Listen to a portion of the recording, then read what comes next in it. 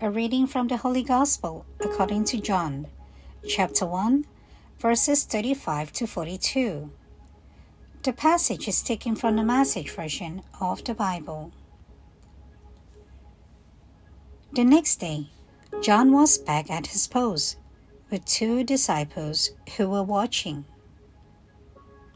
He looked up, saw Jesus walking nearby and said, "Here he is, God's Passover lamb." The two disciples heard him and went after Jesus. Jesus looked over his shoulder and said to them, "What are you after?" They said, "Rabbi," which means teacher. "Where are you staying?" He replied, "Come along and see for yourself." They came, saw where he was living, and ended up staying with him for the day. It was late afternoon when this happened.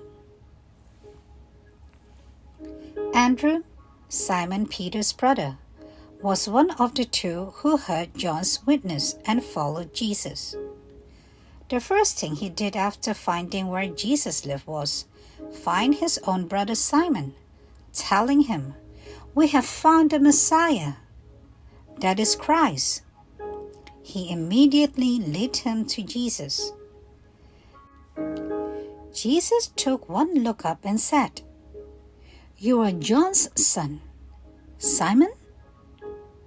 From now on, your name is Cephas, or Peter, which means rock."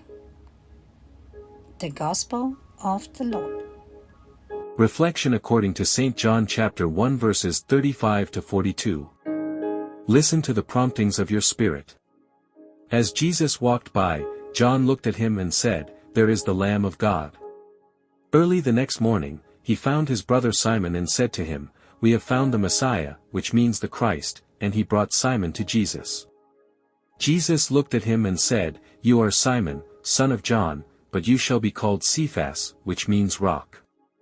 Gerard first entered Claret College Seminary, and because his mother worked as a teacher in the same school where Ian's mother was also a teacher, Gerard invited Ian to enter the same seminary the following year.